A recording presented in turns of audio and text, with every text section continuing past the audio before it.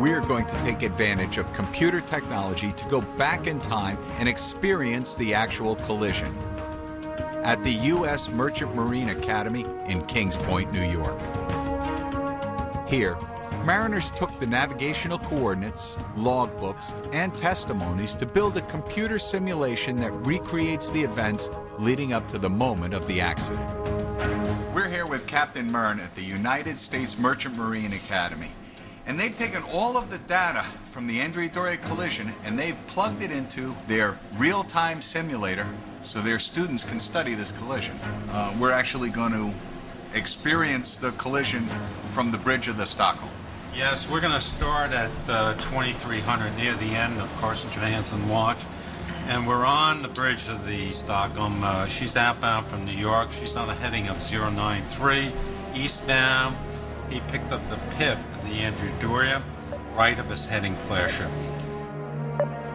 The recreation shows that despite poor weather and visibility, both captains allowed their ships to approach each other at full speed, leaving little margin for error. They're traveling at an excessive rate of speed. Was it a little bit over or a lot? For the conditions? Yes, for the conditions. A lot. Still, both ships had radar and could see each other coming. Unfortunately, each interpreted their radar differently. On the Doria, Captain Calamai assumed they would pass starboard to starboard, while third-class officer Karstens on the Stockholm thought they'd pass port to port.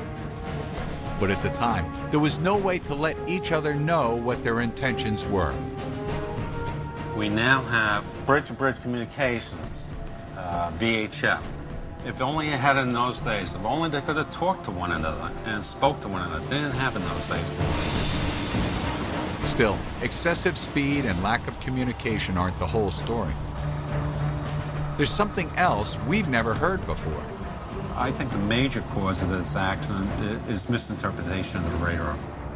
Aboard the Stockholm, Officer Karstens may have assumed his radar was on a 15-mile range setting, when it was really on a 5-mile range. At the 15-mile range, each ring represents 3 miles. At the 5-mile range, each ring is only 1 mile. He counted out 3, 6, 9, 12 miles away. In reality, however, you'd have to read 1, 2, 3, 4 miles away. 3 minutes before the collision, Officer Karstens believes the Doria is 6 miles away, when in reality, she's only 2 miles away. Now, we've just changed our course, Captain. That's right. We've changed course now to heading 112. This is a critical point now. Carsten Johansson is altering course to starboard. Had the Doria actually been further away, as Officer Karstens assumed, his right turn would have left both ships unharmed. Instead, that turn sends him directly into the path of the Doria. So if you look on the port bow, you'll see what he saw for the first time, the starboard side of the Andria Doria appearing right out of the fog. There's nothing to do right now. Too late.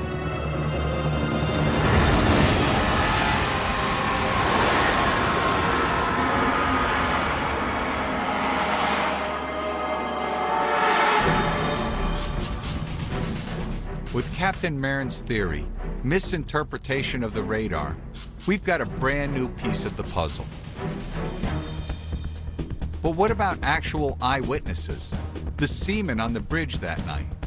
What did they see? I've come to Gothenburg, Sweden to talk to the man who was at the helm of the Stockholm, Ernst Karstens Johansson. He shared with me what he remembers of that night when he first saw the Doria. I saw her on the radar. I think it was 12 miles away. And then I began to plot her.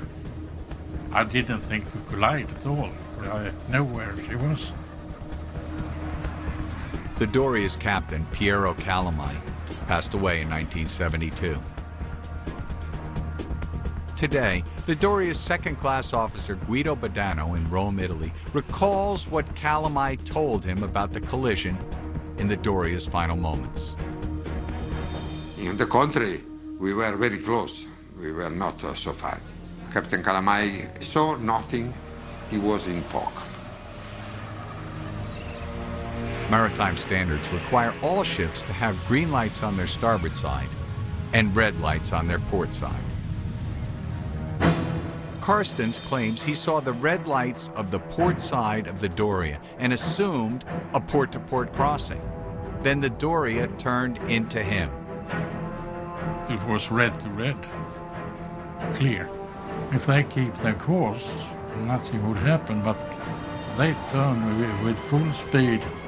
I couldn't do anything. Badano claims Captain Calamai assumed a starboard-to-starboard passing and that the Stockholm made a sharp turn into her starboard side. Doria did nothing. The other one arrived on top of her with a turn of 90 degrees to the starboard. Even today, we are left with two different versions of the Stockholm-Doria collision. But because of the assumptions made on each ship, modern technology, even radar, couldn't have prevented this maritime tragedy. I mean, I know what I need, and I stand for what I need. So let's sum up. What did we learn? Well, first of all, we know that both vessels were traveling way too fast for the weather conditions that night.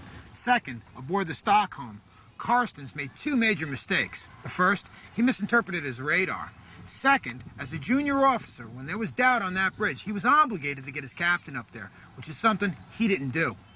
Finally, the maritime industry really had no system in place where these two vessels could talk wheelhouse to wheelhouse. You've got one wheelhouse thinking they're going to pass port to port. The other one thinks they're going to pass starboard to starboard. That makes an accident almost inevitable. Since the day after the sinking, Captain Calamai has bore the brunt of the blame for the loss of the Andria Doria. You know, if our investigation tells us anything, it's that there's plenty of blame to go around for everybody who was involved with this collision.